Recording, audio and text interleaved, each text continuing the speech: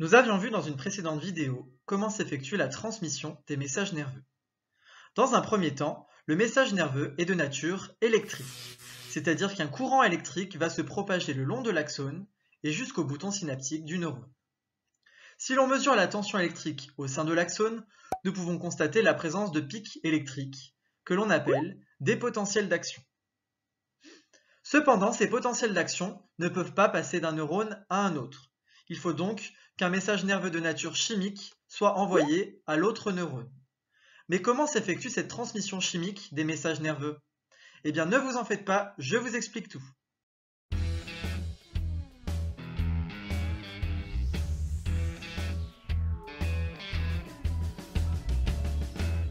Dans cette vidéo, nous allons expliquer la transmission chimique des messages nerveux.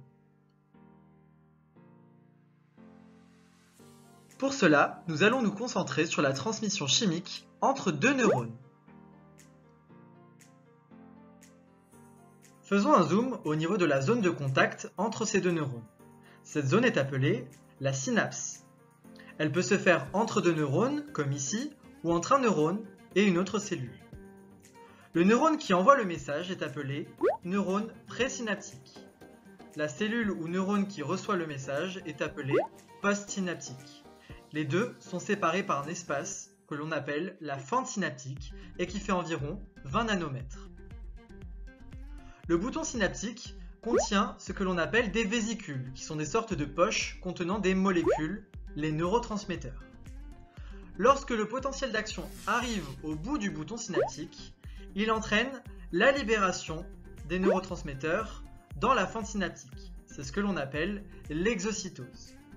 À noter que plus la fréquence des potentiels d'action est importante, plus la quantité de neurotransmetteurs libérés est aussi importante. Ensuite, ces neurotransmetteurs vont se fixer à des récepteurs spécifiques. Ce sont des récepteurs qui ne vont reconnaître que ces neurotransmetteurs-là. Ainsi, les neurotransmetteurs vont modifier le potentiel de la membrane postsynaptique à l'origine d'un éventuel nouveau potentiel d'action. Mais comment les neurotransmetteurs modifient-ils le potentiel de la membrane postsynaptique? Eh bien, en réalité, il existe différents types de neurotransmetteurs. Prenons l'exemple de l'acétylcholine. L'acétylcholine est un neurotransmetteur excitateur, c'est-à-dire qu'il augmente le potentiel de la membrane postsynaptique. Le GABA, quant à lui, est un neurotransmetteur inhibiteur, c'est-à-dire qu'il diminue le potentiel de la membrane postsynaptique.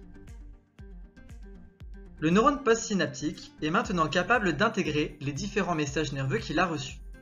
L'objectif est de savoir si oui ou non il doit continuer à propager des potentiels d'action vers d'autres neurones ou cellules. Il arrive parfois que plusieurs neurones envoient des messages contraires aux neurones postsynaptiques, c'est-à-dire que certains neurones vont envoyer des messages excitateurs et d'autres des messages inhibiteurs. Dans ce cas-là, que doit faire le neurone postsynaptique? Regardons ça. D'un côté, nous avons une synapse excitatrice, c'est-à-dire qui va augmenter le potentiel de membrane du neurone postsynaptique. Et de l'autre, une synapse inhibitrice qui va diminuer le potentiel de membrane du neurone postsynaptique. Chaque neurone va envoyer ses neurotransmetteurs excitateurs ou inhibiteurs au neurone postsynaptique. Le neurone postsynaptique va ensuite faire la somme de toutes les informations qu'il a reçues. Si à l'issue de cette somme, son potentiel de membrane dépasse un certain seuil d'environ moins 55 ou moins 50 mV, et bien dans ce cas-là, il pourra propager un nouveau potentiel d'action. Si ce seuil n'est pas dépassé, il ne produira plus de potentiel d'action. Ce phénomène est appelé la sommation spatiale. Le neurone postsynaptique a fait la somme de ses différentes synapses excitatrices et inhibitrices au même moment. Il arrive aussi qu'un même neurone envoie des neurotransmetteurs excitateurs successifs dans le temps à un même neurone postsynaptique. Dans ce cas-là, que va faire ce dernier? Nous avons donc une synapse excitatrice. Le neurone présynaptique va libérer des neurotransmetteurs excitateurs et va en envoyer plusieurs fois d'affilée au même neurone postsynaptique. Ce dernier va faire la somme de tous les neurotransmetteurs qu'il a reçus. Et si son potentiel de membrane dépasse le seuil nécessaire, alors il produira un potentiel d'action qui se propagera le long de l'axone. Si ce seuil n'est pas dépassé, il n'y aura pas de potentiel d'action. C'est ce que l'on appelle la sommation temporelle. Le neurone postsynaptique a fait la somme des différents neurotransmetteurs libérés au niveau d'une même synapse dans le temps. Pour résumer, suite à l'arrivée du potentiel d'action au niveau du bouton synaptique, des molécules que l'on appelle des neurotransmetteurs sont libérées. Ces neurotransmetteurs se fixent à des récepteurs spécifiques qui ne reconnaissent qu'eux et modifient le potentiel de la membrane postsynaptique.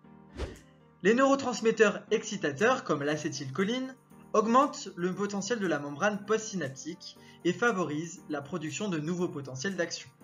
Les neurotransmetteurs inhibiteurs, quant à eux, diminuent le potentiel de la membrane postsynaptique et empêchent donc la production de nouveaux potentiels d'action. Le neurone postsynaptique intègre les nombreuses informations qu'il reçoit par sommation spatiale et temporelle. Son potentiel de membrane doit dépasser un certain seuil afin qu'il puisse produire de nouveaux potentiels d'action. Merci d'avoir regardé cette vidéo, j'espère qu'elle vous aura permis de mieux comprendre la transmission chimique des messages nerveux. N'hésitez pas à partager cette vidéo et à vous abonner à ma chaîne. À la prochaine!